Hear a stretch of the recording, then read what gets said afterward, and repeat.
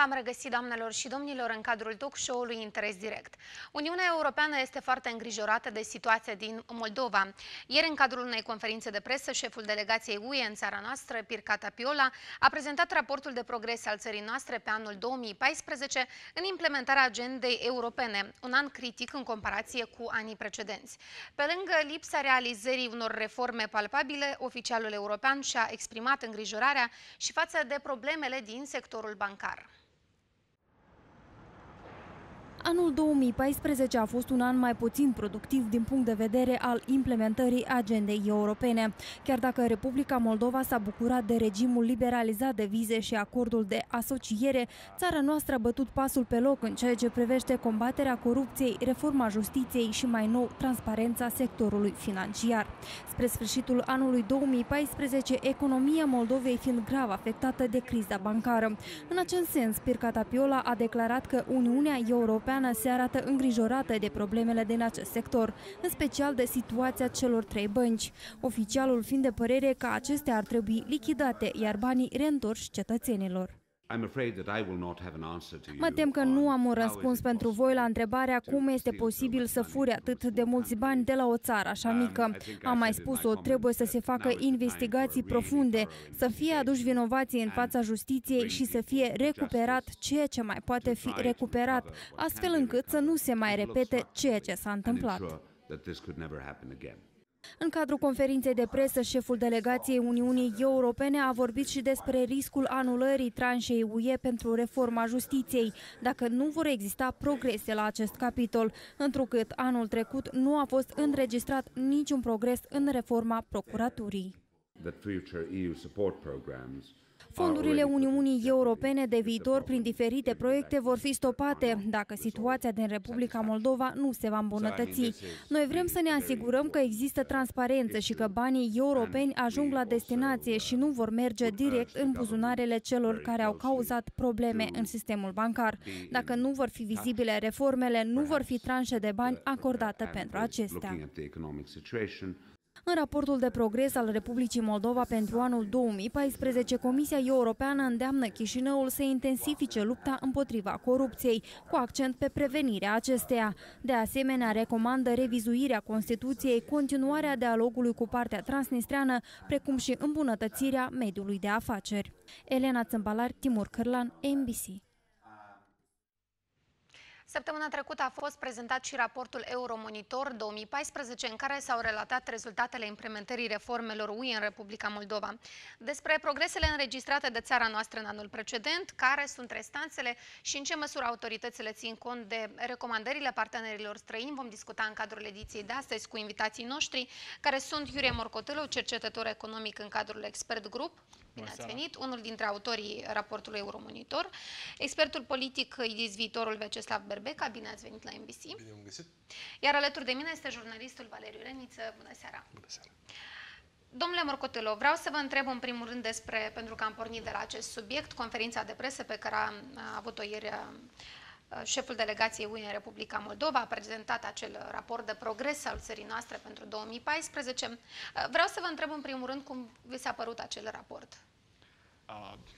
Da, într-adevăr, în raport sunt aduse majoritatea reformelor și pașilor care au întreprins autoritățile publice din Republica Moldova, însă, din punctul meu de vedere, raportul acesta are mai mult un aspect prea optimist decât și nu reprezintă în totalitate realitatea atât de gravă care, mai ales cu evoluțiile din ultimele luni de la sfârșitul anului 2014 și progresul în implementarea reformelor și ajustarea cadrului normativ este mult prea modest în Republica Moldova și odată cu criza electorală care o avem acum în prezent, care a dus la neaprobarea bugetului la timp, asta duce că reformele critice pentru ajustarea la liberalizarea comerțului cu Uniunea Europeană sunt amânate pe un timp deja pe jumătate de an, aș spune. Și da, pentru agenții economici, că îi contează fiecare zi, fiindcă ei trebuie să-și planifice activitatea și de zi cu zi și inclusiv parteneriatul cu Uniunea Europeană. Și în punctul ăsta de vedere, eu aș propune autorităților internaționale, inclusiv delegații europene pe viitor, să fie mult mai stringente față de, fiindcă asta rămâne unele de puține instituții care poate influența guvernul și Parlamentul din Republica Moldova. Domnul Bărbeca, vreau să vă întreb pe dumneavoastră, cum vi s-a părut tonul acestei conferințe de presă, dacă putem să zicem astfel, și credeți că domnul Tapiola a fost destul de diplomat în declarațiile privind progresele Republicii Moldova și părerea vis-a-vis de tot ce s-a întâmplat în 2014? Părerea mea față de conferința de ieri este că Comisia Europeană, delegația europeană prin Pirca Tapiola, de fapt a avut o poziție foarte critică față de evenimente din Republica Moldova. Este, aș spune, o abordare pesimistă, sceptică față de ceea ce s-a întâmplat și ceea ce se întâmplă. A fost, nu știu, din mai multe ori, nu este primul progres pe țară, adică nu este primul raport de așa gen. Și este pentru prima dată când, din punctul meu de vedere, este o abordare atât de critică în raport cu cele ce s-au întâmplat în Republica Moldova în ultimii ani. Evident, cum a comentat colegul Iurie, este și o doză de optimism, dar este un lucru firesc, fiindcă până la urmă au fost implementate anumite reforme și de regulă și asta este, hai să spunem așa, structura unui anumit raport. Se vorbește despre anumite realizări pe care se vorbește despre lucruri care nu au fost realizate, adică despre reforme care trebuie să implementate. Și de data aceasta vedem că cam problema sau partea pesimistă a dominat asupra factorilor optimiști care au fost realizați. Deci asta este părerea mea, asta a fost senzația mea atunci când am văzut această conferință de presă și evident în urma citirii acestui raport. Domnul Reiniță, vreau să vă întreb și părerea dumneavoastră, pentru că vorbim despre realizări și progrese cam de la începutul anului, când am început să facem totalurile anului precedent. Pentru omul simplu, pentru un cetățean în parte, în ce măsură aceste progrese realizate de Republica Moldova în 2014 influențează restanțele? Adică ce ar trage mai mult la cântar? Eu aș vrea să atrag atenția la o chestie care îmi pare așa mai vioaie, mai ușoară în exprimările domnului Tapiola.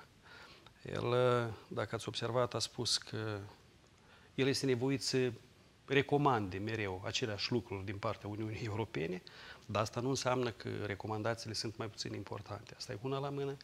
Și a doua, el a spus că el nu poate nici de cum să înțeleagă cum într-o țară așa de mică se pot fura bani atât de mari. Ceea ce înseamnă că domnul Tapiola încă nu s-a adaptat la realitățile noastre și el nu înțelege ceva. Și Uniunea Europeană, într-adevăr, nu înțelege ceva esențial. Dar eu presupun ce nu înțeleg ei. Deci noi... Ce nu înțeleg, domnule? Moldova... Cum se fură banii în Republica Moldova? Sau care e întrebarea? Asta nu știm nici noi, dar ei nu știu un lucru sau le scapă din vedere, că Moldova, de fapt, se complace într-un anumit statut de copil șotios care mereu va fi iertat. Și asta se perindă de sute de ani. Deci noi am fost și sub administrație turcească, și românească, și rusă, și cea sovietică, care a fost foarte blândă cu noi, într-un anumit sens, că se putea merge la Moscova cu bacșișuri și să obții fonduri foarte mari. Și puteai să greșești după asta și să furi. Deci noi continuăm, Moldova să comporte la fel, ca un copil care va fi mereu iertat și îi se va ierta. Și probabil că cei care continuă să ne mențină în statutul ăsta știu și ei ceva, mizează și ei pe ceva. Ei probabil se întreabă, ca și majoritatea cetățenilor noștri, bine, dar de ce suntem noi așa de iubiți? De ce dacă noi avem greșeli atât de mari, de exemplu, cum ar fi alegerea președintelui, neconstituțională, sau cum ar fi ultimele alegeri care s-au făcut cu multe incorectitudini. Și lucrurile astea, deci, așa, de ce credeți atunci ca printre degete. Noi copilul mereu iertat?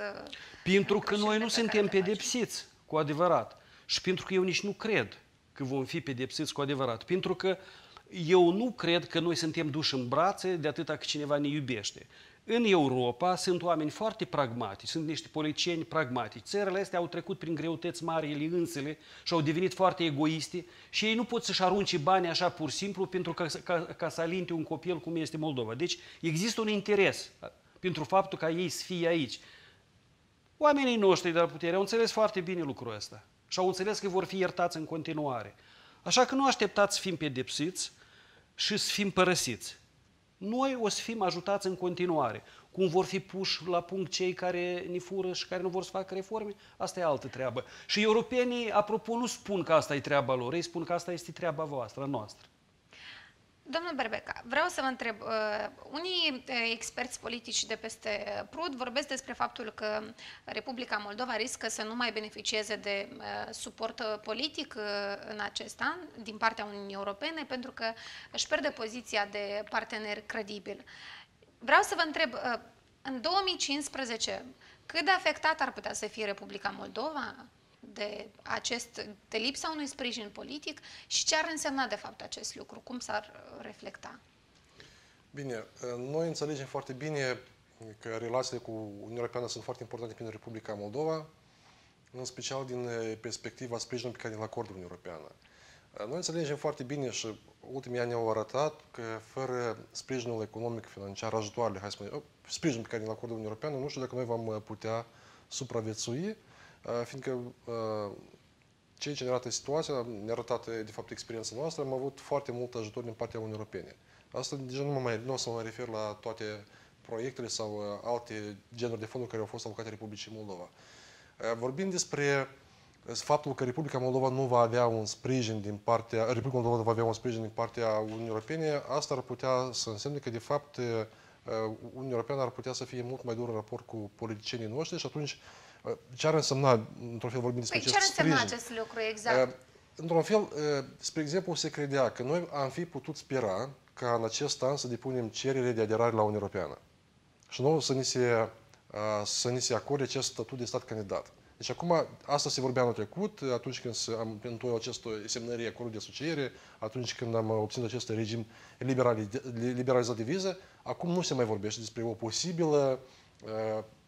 posibilitate de depunere a cererii și de recunoașterea acestui statut de țară candidat la Uniunea Europeană. Deci acum pe primul plan se pune agenda respectării clauzelor sau implementării acordului de asociere. Deci asta ar însemna în primul rând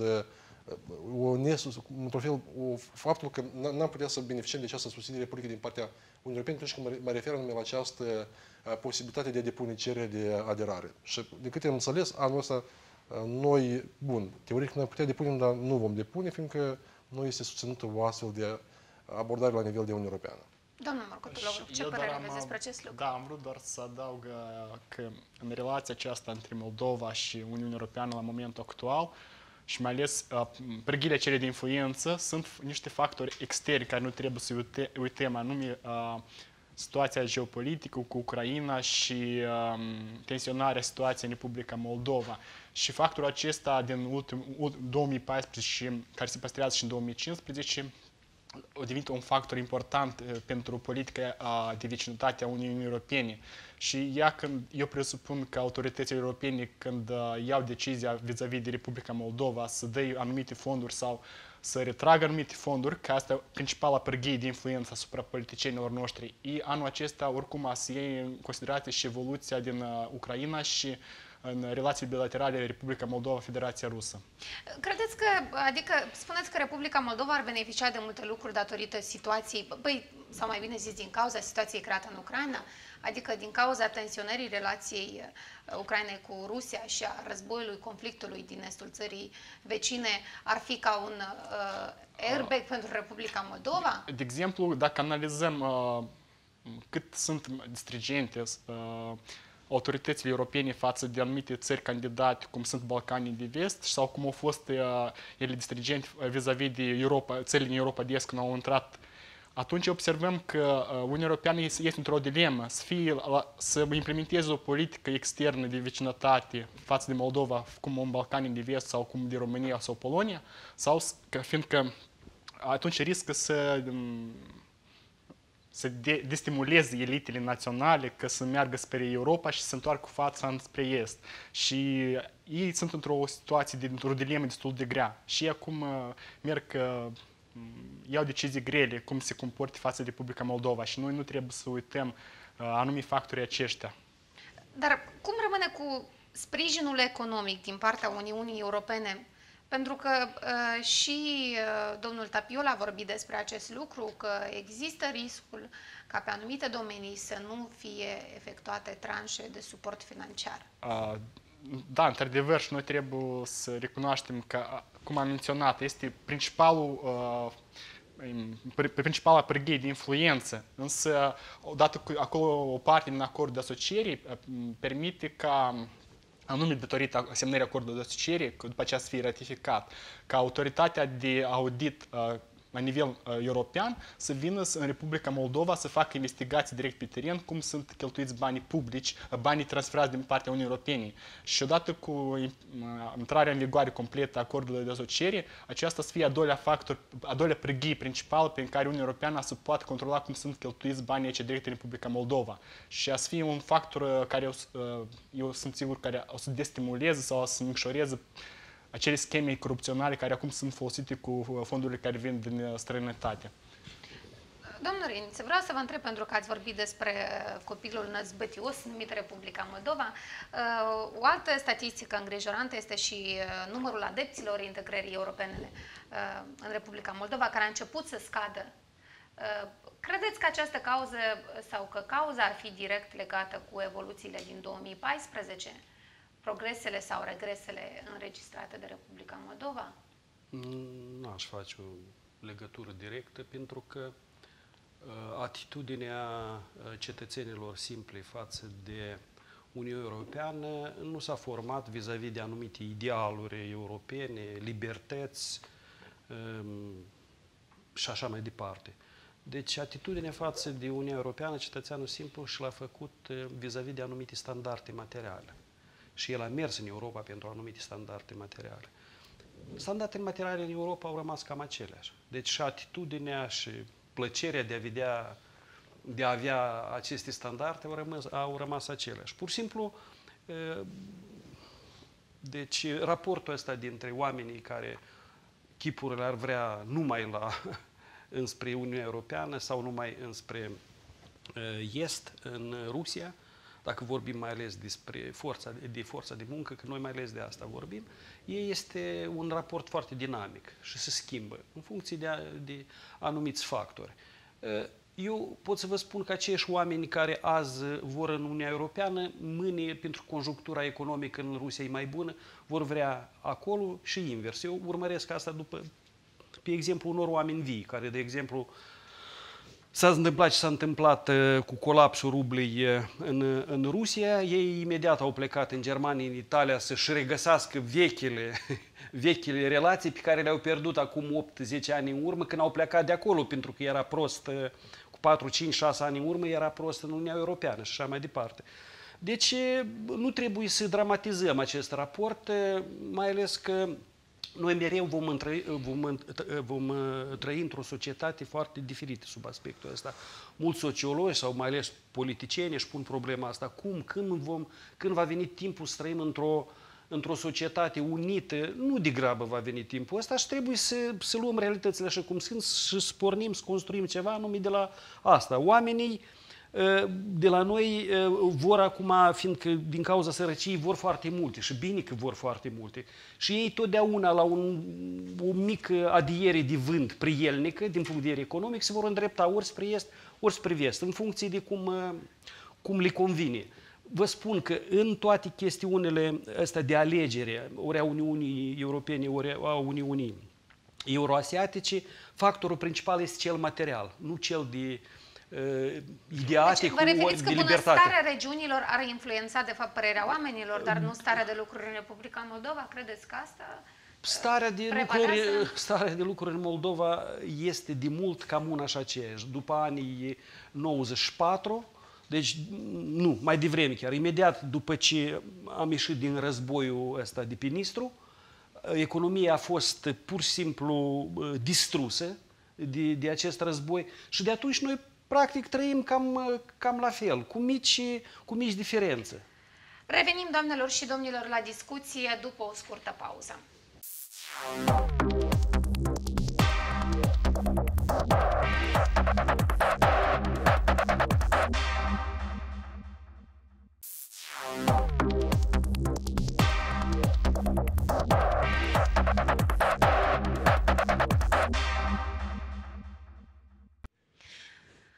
Doamnelor și domnilor, am revenit la discuții. Vorbim despre progresele Republicii Moldova înregistrate în 2014, regresele, ținând cont de prezentarea de către șeful delegației UE în Moldova, Pirca Tapiola, acelui raport de progres al țării noastre. Vorbim în câteva clipe și despre datele Euromonitor. Vreau să vă întreb, domnul Berbeca, ceea ce l-am întrebat și pe domnul Reniță în privința adepților integrării europene în Moldova. Care credeți că ar fi această cauză că numărul lor scade? Eu cred că... Și dacă poate fi redresată situația? Evident, situația poate fi redresată, dar o cauză, n-aș spune că asta este cauza principală care explică situația, dar o cauză care e importantă, care într-un fel reflectă situația, s-a reflectat în alegerile parlamentare din noiembrie anul trecut, este faptul că eu cred că foarte multă parte sau bună parte a electoratului din Republica Moldova pune semne de paralelă între actuala guvernare și multe acte de corupție în care sunt implicați anumiți lideri politici din Republica Moldova. Din care cauză, eu bănuiesc că a fost un fel de formă de protest față de aceste partide la alegerile parlamentare din noiembrie 2014. Și asta mi se pare una dintre cauzele care, într-un fel, explică comportamentul unor cetățeni și poate și descreșterea celor care sprijină procesul de integrare europeană. Cu toate că eu sunt sigur că, revin la două întrebări dumneavoastră, două pare întrebări, că situația poate fi redresată atunci când vor fi promovate aceste reforme. Noi vorbim de foarte mulți ani despre necesitatea reformării, evident, instituțiilor statului, prevenirii corupției, lupta cu corupție. Până la urmă, din păcate, carul nu s-a mișcat.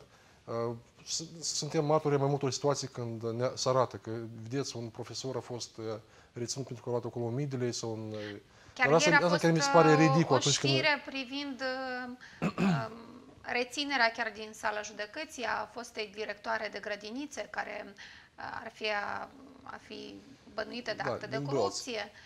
Dar mai sunt și oameni ca foști miniștri care au fost la fel condamnați, dar nu au primit arestul în sala judecății, cum se face de obicei în cazurile... Eu nu zic, lupta cu corupția trebuie combătută, trebuie la orice nivel de luptat cu acest fenomen, dar este partea asta, cum spun eu, vorbesc de multă ipocrizie. Atunci când vedem că sunt arătate anumite, cum am spus eu, anumiți profesori, anumiți, știu acolo, polițiști chiar, sau anumiți medici care au fost reținuți și, din păcate, nu se luptă cu corupția la nivel înalt. Asta este una dintre cele mai grave probleme și, de fapt, asta a fost unul dintre principalele mesajele lui Pirca Tapiola, care ieri le-a declarat dumnealui, atunci când vorbim despre prevenirea corupției în Republica Moldova, care este la nivel înalt și care trebuie combătută, fiindcă asta este una dintre principalele probleme dezvoltării Republicii Moldova. Și pentru ca să redresăm situația, evident, trebuie de arătat semnale că, într-adevăr, instituțiile statului se înătășesc, că sunt promovate reforme necesare și că aceste reforme necesare, evident, vor pune baze necesare dezvoltării acestui stat. Odată ce cetățenii vor vedea că, într-adevăr, atunci, fiindcă, vedeți, de unde apare această problemă? Până la urmă, iarăși referindu la Uniunea Europeană, eu cred că Uniunea Europeană este acum nu într-o dilemă, dar chiar într-o situație complicată, fiindcă, într-un fel, acum recunosc că sunt un guvern sau sunt o alianță care a fost implicat în anumite acte de corupție. Adică i-au susținut, dar până la urmă au și închis ochii la anumite acte de corupție care până la urmă ieși la iveală acum recent. Se reflectă, spre exemplu, în situația din sistemul bancar, foarte dureros. Domnul Morcotelo, vreau să vă întreb, pentru că lupta împotriva corupției este o recomandare din ultimii ani care tot nu reușește să fie implementată cu succes în Republica Moldova, referitor la raportul Euromonitor, dacă ați pomenit și acolo despre acest domeniu cu siguranță, vreau să vă întreb, de câți ani are nevoie Republica Moldova ca să poată realiza progrese pe acest domeniu? Și de ce în 2014 nu s-a putut reuși? Eu nu am răspuns direct că 2-3 ani.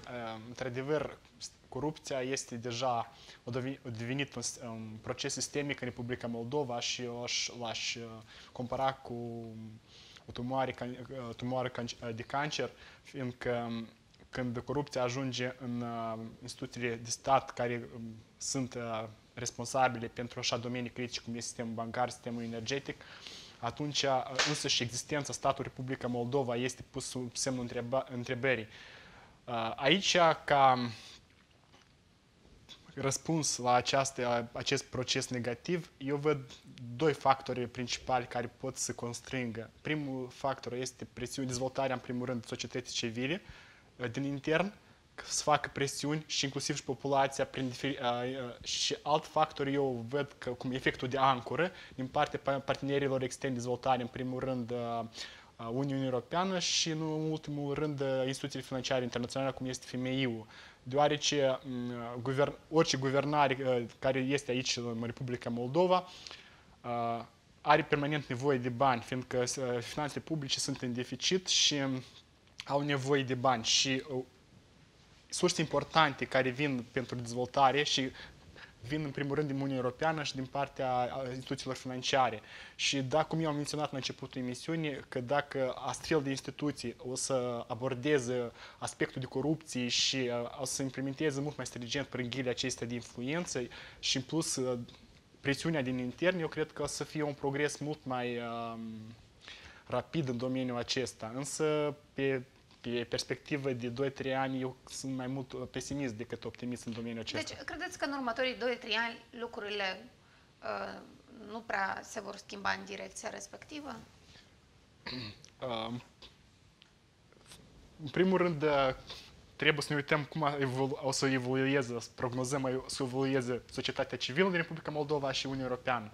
Societatea civilă, da, este destul de activă, însă, cum observăm, autoritățile nu sunt așa receptive la acele mesaje care populația și societatea civilă le transmit. Și aici, în cazul Republicii Moldova, din păcate, trebuie să constat că foarte mult depinde de politica Uniunii Europene și partenerilor noștri de extern de dezvoltare, cel puțin pe următorii 2-3 ani. Domnule Reniță, de ce credeți că societatea civilă nu este ascultată sau nu este auzită de către autorități? Și de ce credeți că, sau ce părere aveți vis-a-vis de anul 2014, de ce nu s-a reușit în anul precedent să realizăm progrese pe domeniul combaterii corupției? În primul rând,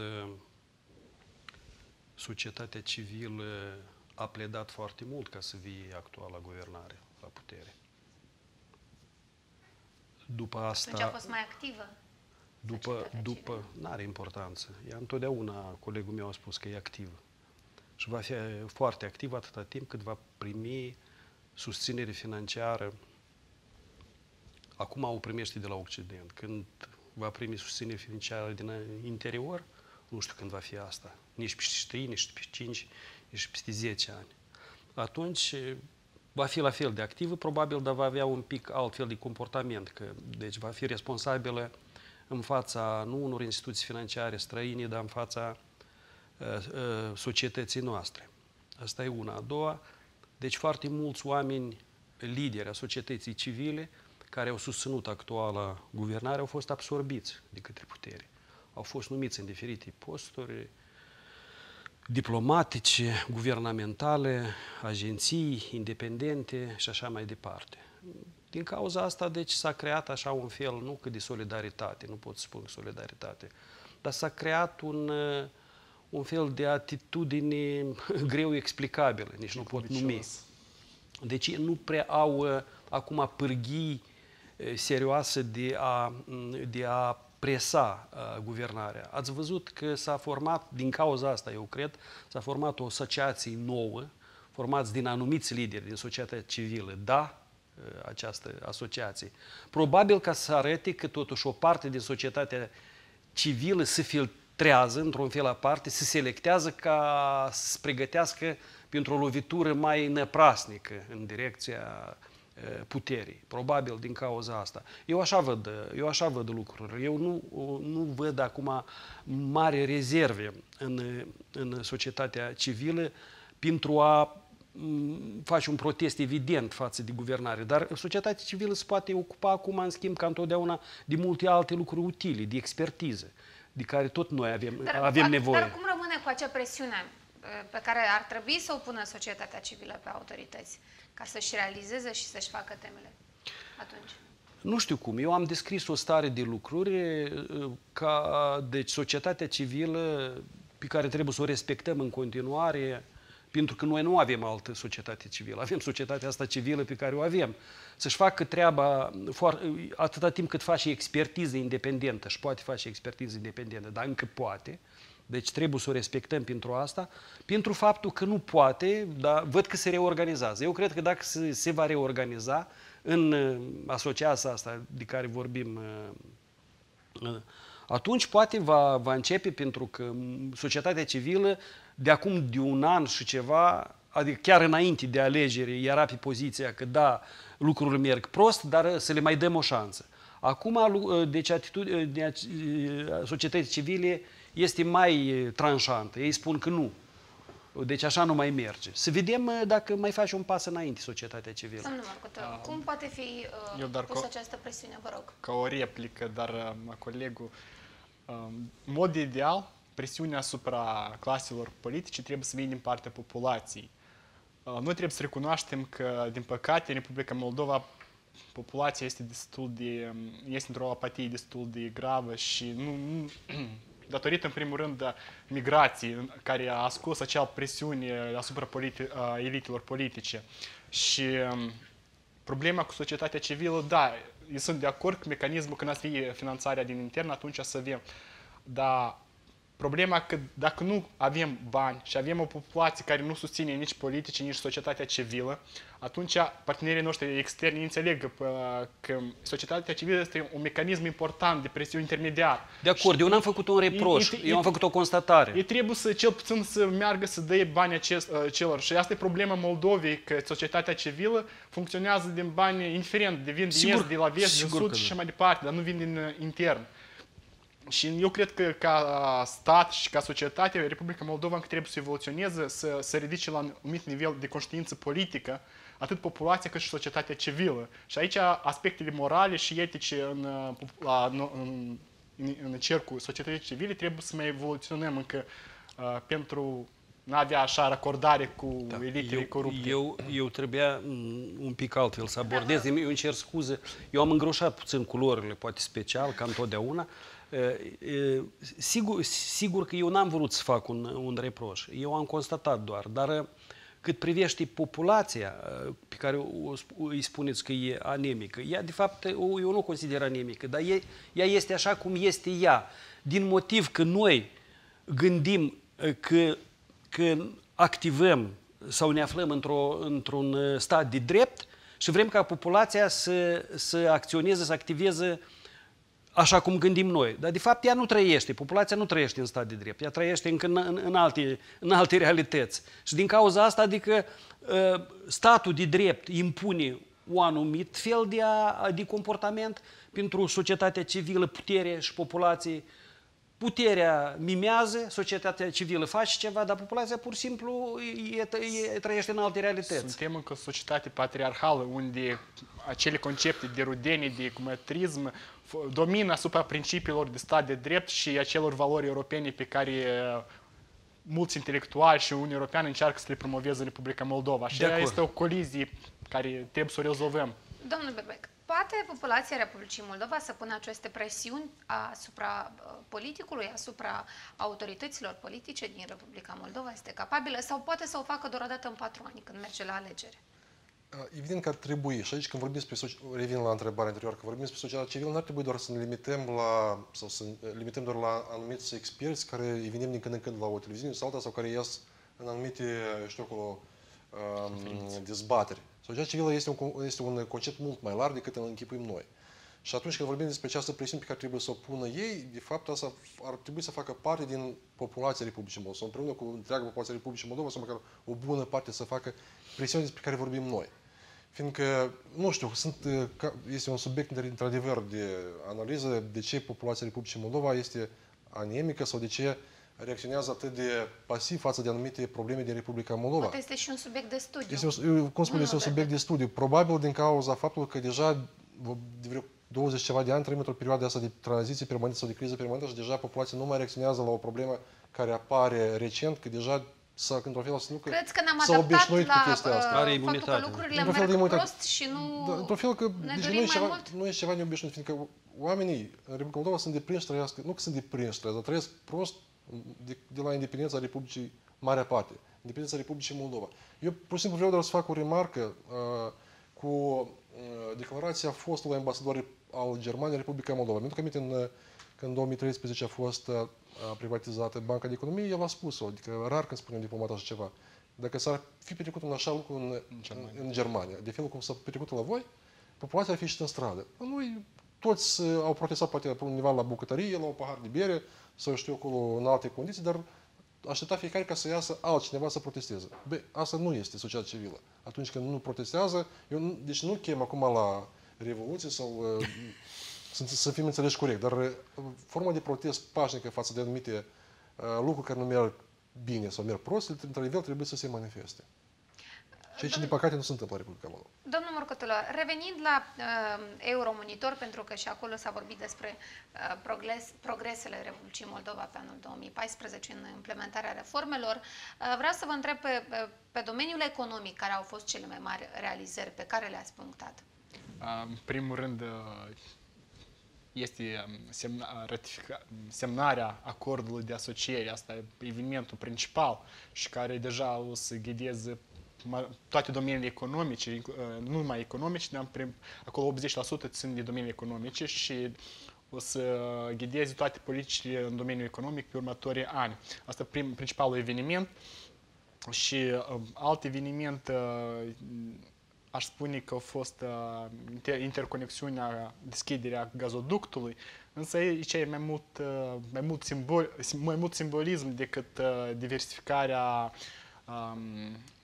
surselor energetice și diversificarea riscurilor energetice, deoarece chiar și am avut discuții la prezentarea Euromonitorului, s-au adus argumente că noi ne-am asumat deja din 2010 anumite responsabilități în domeniul energetic și abia acum am venit să facem conexiunea și nu ne spun că trebuie mai la început să construim gazoductul, apoi să implementăm. Și atunci apare întrebarea, unde au fost autoritățile publice când și-au asumat anumite responsabilități juridice față de parteneri și nu au luat în considerație niște factori simpli cum este construcția de infrastructură. Și a treilea punct cheie, în primul rând ce ține domeniul meu, este anumit progres pe domeniul pieței muncii. Au fost implementate proiecte pentru educația vocațională și anumite modificări legislative, anumite acte normative pentru a stimula investitorii de a investi în personal, în dezvoltarea capitalului uman la întreprinderile lor personale. Și aceasta este un pas înainte pentru a face ca piața de muncii să funcționeze destul de bine în Republica Moldova. Și ultimul, doar să punctez, anume a demarat procesul de transpunere a legislației în domeniul de standardizare, în primul rând în domeniul tehnic, conform acordului de asociere. Aceștia ar spune că au fost printre principale, însă nu toate domeniile care au fost progres cât de cât în domeniul economic, în 2014. Vorbim despre publicarea acestui raport Euromonitor. Vreau să vă întreb dacă ați avut un feedback din partea autorităților, mai ales la recomandările pe care le-ați făcut. Și care este poziția, dacă a fost o poziție a autorităților vis-a-vis de aceste date? Eu aș spune că autoritățile au avut o poziție ca întotdeauna. Probabil au citit, au intervenit cu anumite, aș spune, chiar și în cazul discuției, anumite întrebări și anumite replici, însă eu aș spune ceea ce au ajuns la noi nu a fost un răspuns sistemic și nu știm dacă au luat în considerație opțiunile noastre și recomandările noastre. Rămânem cu presupoziția că într-adevăr au fost citite de autorități și se va lua în calcul, însă eu cred că abordarea aceasta nu stimulează un anumit optimism pe viitor ca să fie o conlucrare cât de cât constructivă dintre societatea civilă, care deja am discutat-o și... Aici e valabil citatul acela din Tapiola. Recomandările se repete, dar sunt la fel de importante în continuare. Vorbim neapărat și despre recomandări în cea de-a treia parte a emisiunii, doamnelor și domnilor. Revenim după o scurtă pauză.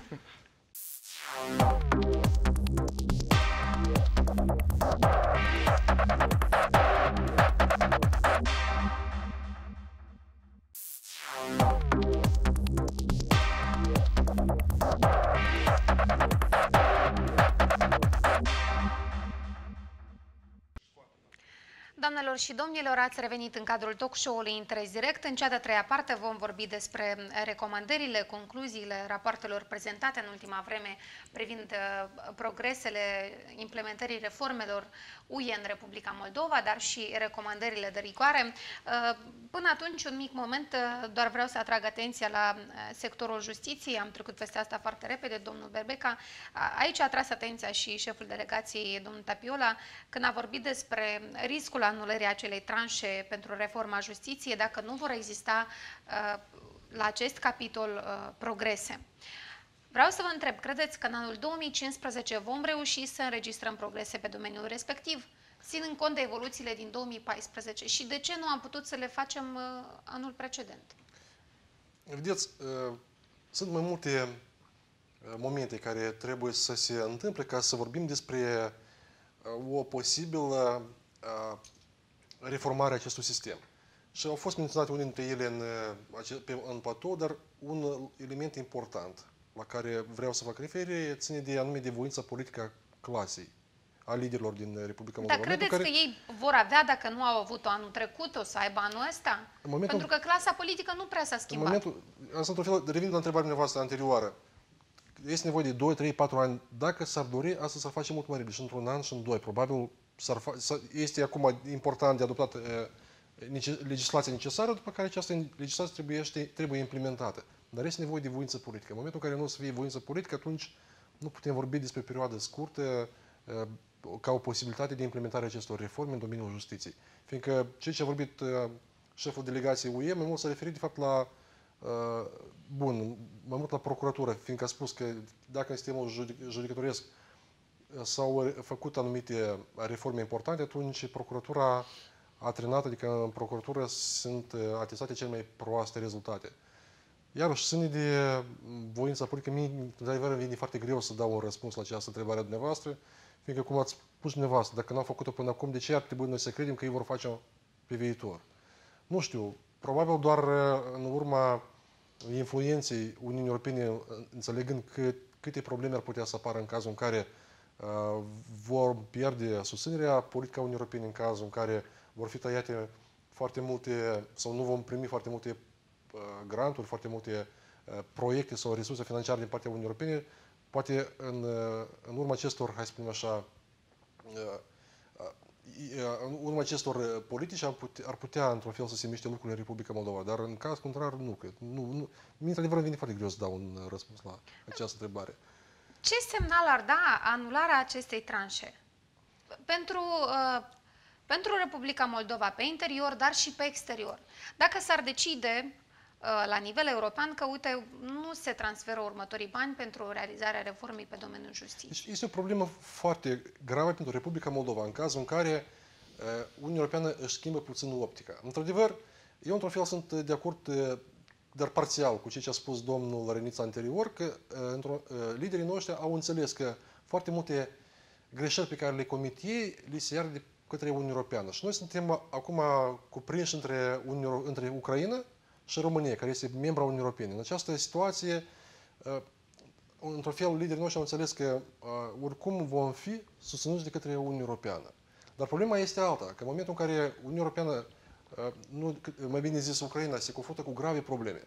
Noi știm foarte bine că acum Ucraina este într-un conflict care încă nu s-a terminat, dar are probleme foarte mari și riscul este că foarte multe fonduri care urmau să fie destinate Republicii Moldova ar putea să ia calea spre Ucraina, fiindcă Ucraina are nevoie de surse enorme pentru a rezolva problemele cu care s-a confruntat și se confruntă. Și asta ar fi unul dintre problemele mari și pentru Republica Moldova, fiindcă, cum am anunțat anterior, cum am spus anterior, fără susținerea politică economică a Uniunii Europene, eu nu văd cum Republica Moldova va putea face față problemelor economice cu care se confruntă. Domnul Morcotelo, credeți că anularea unor tranșe sau reducerea din aceste fonduri, care sunt o parte importantă a bugetului statului, de fapt nu avem încă un buget aprobat pentru 2015, dacă se va întinde atât de mult acest lucru, poate reușim să aflăm dacă va fi acea tranșă alocată sau nu. Vreau să vă întreb totuși, credeți că asta ar fi soluția sau asta ar fi factorul care ar determina autoritățile să realizeze totuși reformele pe care și le-au asumat până la urmă? Pentru că este o măsură drastică. Este o măsură, da, destul de drastică, însă dacă o să fie, asta e opinia mea, dacă o să fie același progres ca în ultimii 2-3 ani, noi acum, ca un exemplu, discutăm sectorul justiției, da, fiindcă a fost pomenit în interviu, însă aceeași situație se referă la majoritatea domeniilor de reforme și eu sunt sigur că Uniunea Europeană, dacă nu o să vadă acel feedback pozitiv din partea autorităților noastre, o să fie nevoit odată să meargă la reținerea anumitor tranșe. Și la început poate să nu fie toată tranșa sau acel proiect care este preconizat, poate să fie anumite sume simbolice la început pentru a transmite acel mesaj autorităților din Republica Moldova că noi, acele autorități din Uniunea Europeană care vă dăm bani, vă susținem în toate domeniile, nu suntem satisfăcuți cu implementarea proiectelor, cu investițiile din banii noștri și acel mecanism antifraudă care a fost implementat în acordul de asociere, eu cred că o să fie un instrument adițional ca Uniunea Europeană să-și majoreze eforturile în domeniul de combatere a corupției și cheltuielor banilor europeni fără a merge la astfel de măsuri drastice cum reținerea fondurilor europene. Însă aici foarte mult depinde deja evoluțiile, cum am menționat la începutul emisiunii, evoluțiile din externul Republicii Moldova. Fiindcă dacă se gravează destul de rapid și situația politică sau din extern a Republicii Moldova, eu nu cred că probabilitatea că Uniunea Europeană să rețină anumite tranșe să fie minimă. Domnul Reniță, pentru că dumneavoastră ați fost, dacă pot să zic, mai optimist, la început de emisiune ați zis că totuși nu există așa risc ca Republica Moldova să nu primească tranșele promise de din partea partenerilor europeni. Vreau să vă întreb totuși ce semnal ar da dacă s-ar întârzia o anumită tranșă. Credeți că astfel am putea stimula autoritățile să implementeze mai eficient reformele? Sau care ar fi uneltele? Pot să întreb invers, dar când se dau tranșele, asta înseamnă că se stimulează reformele?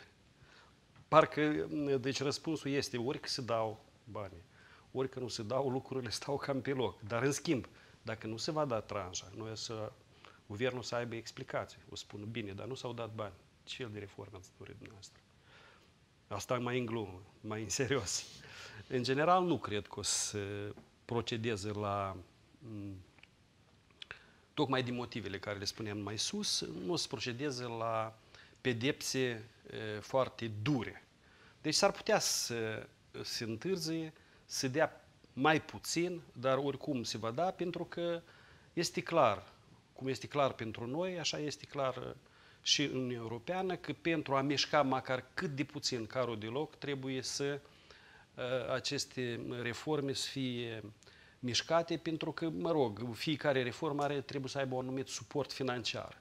Că el are efectul care îl are, mă rog, cum se spune de obicei la noi când nu merge o reformă, dar banii s-au cheltuit, câteva zeci de milioane. Se spune că, da, bine, sigur că s-au cheltuit bani, dar mai avem de făcut câteva lucruri mărunte și o să vedeți că totul va merge. Cam astea sunt explicațiile pe care noi, până la urmă, chiar dacă nu le acceptăm, nu avem încotro, trebuie să le primim așa cum este.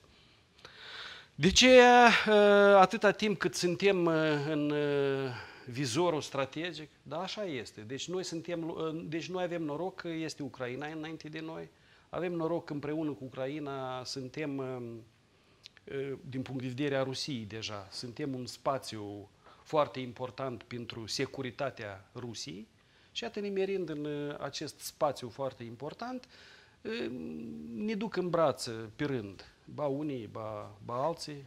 Domnul Berbeca, credeți că acest factor geopolitic este atât de important pentru europeni ca să închidă ochii la aceste lucruri? Pentru că până la urmă minciuna are mâini scurte. Știți că și în România s-au gândit că o să fură și nu o să le dea de capăt, dar iată că vedem cazuri extraordinare care se întâmplă în fiecare zi acolo. Da, vedeți, aici iarăși apare o problemă când vorbim despre Uniunea Europeană, fiindcă Uniunea Europeană, până la urmă, a susținut foarte mult Republica Moldova și nu doar Republica Moldova, dar mai multe state din parteneriatul estic.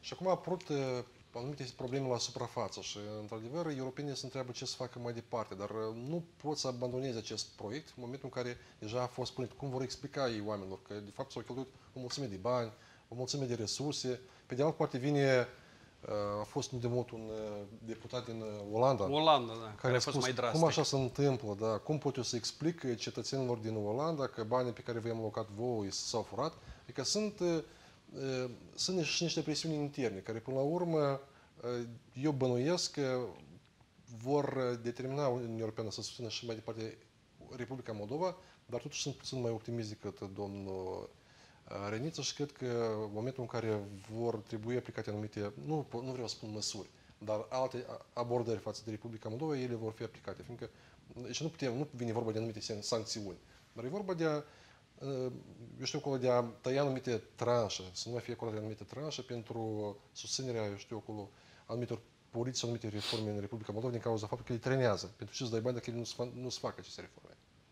Pentru că avem aproximativ 5 minute până la finalul emisiunii ca să venim și cu concluzii. Referitor la recomandările făcute de către șeful delegației UE în Republica Moldova, Pirca Tapiola, și despre realizarea acestor recomandări pe anul 2015, care este părerea noastră și în ce măsură vor putea să fie implementate în Republica Moldova? Cum vorbeam, recomandările sunt se repetă, cam de aceeași, o anumită perioadă de timp, sunt aceleași recomandări. Dar ce înseamnă acest lucru că se repete de fiecare dată? Că nu e de bine, nu? Evident, nu e de bine. Asta înseamnă că de mult timp se vorbește de anumite probleme și ele nu sunt depășite. Deci este o problemă foarte gravă și mi se pare că autoritățile Republicii Moldova ar trebui, evident, nu mi se pare, dar este evident, ar trebui să acorde atenție acestor probleme. În aceste recomandări, de fapt, ele sunt reflectate cele mai mari probleme cu care s-a confruntat Republica Moldova. Ele sunt mai multe, o să fac referință doar la câteva dintre ele.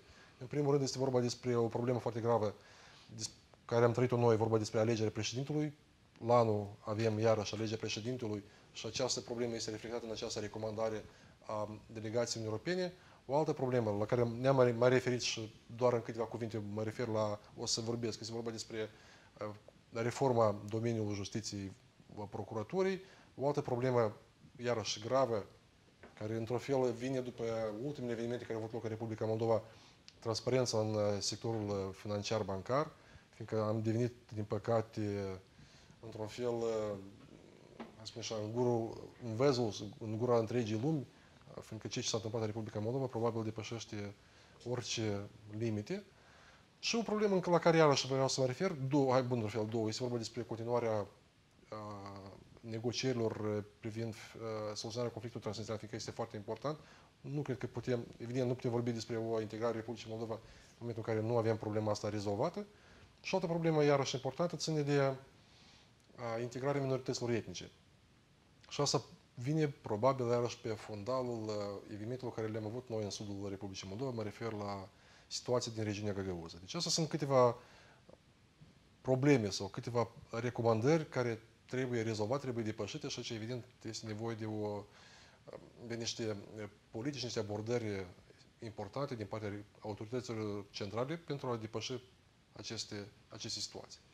Domnule Morcotulă, țin cont de recomandările făcute în raportul Euromonitor și de cele făcute de șeful delegației UE în Moldova, care sunt cele mai importante pentru anul 2015, dacă putem vorbi, pentru că este și un an electoral, cel puțin pentru...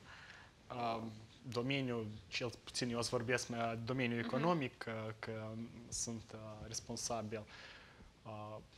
Punctul cheie sau domeniul critic este acordul de asociere și crearea zonei de liber schimb aprofundată cu Uniunea Europeană. Anume transpunerea, fiindcă Moldova și-a asumat anumite responsabilități și este un plan de acțiuni în care fiecare an trebuie să transpunem și să fim gata să transpunem, nu doar pe hârtie, ci din punct de vedere infrastructural, anumite acte normative și legislative a Uniunii Europene. Și deja trăgănarea de 3-4 luni mai întâi cu guvernul, acum cu bugetul, deja eu cred că este o lovitură destul de semnificativă pentru procesul acesta de transpunere în timp. Ei pot să transpună în timp, însă procesul, când se face în grabă, transpunerea unor directive europene, deja se primește la ieșire altă calitate. Și eu aș spune că în domeniul economic noi trebuie să ne concentrăm anume pe transpunerea punct la punct ceea ce e scris în acordul de asociere. Fiindcă dacă facem întârzieri, cum deja am avut în comunitatea energetică, în domeniul energetic, deja avem restanți foarte mari de ceea ce ne-am asumat. Dar ca să transpunem și acele prevederi din acord de asociere, atunci, într-adevăr, o să fie mai multe provocări pentru agenții economici și să provocări și pentru Republica Moldova. De aceea este foarte critic ca ceea ce ne-a asumat Republica Moldova să fie implementată calitativ și la timp. Altfel se exact, în termenii stabiliți. Domnule Reniță, pentru anul 2015, care sunt așteptările privind implementarea reformelor? Eu cred că, în general, noi reformele o să le facem foarte și foarte încet. Eu nu vă pot spune cu ce viteză, dacă sunt niște lucruri care parcă, de exemplu, aceeași legea procuraturii despre care vorbea colegul meu, parcă ar trebui să fie implementată, nu mai sunt piedici. Și totuși, eu cred că noi, în general, o să ne putem mișca corect înainte atunci când o să încetăm să ne mințim. Și știți în ce privință? Noi toți suntem de acord asupra faptului ce se întâmplă cu noi. Că trăim rău, că nu merg reformele, nu merge economia. De atunci când începem a vorbi despre cauză, noi ne mințim. Deci administrația publică minte administrația locală minte populația și, din păcate, și noi, toți cetățenii, ne mințim între noi și vă aduc cel mai bun exemplu. Da, vă rog, așa cum am ales. Exact cum am ales în anul trecut. Vă mulțumesc, domnilor, mult pentru prezență și pentru participare și le mulțumim și telespectatorilor pentru că au fost aproape. Vă spunem toate bune!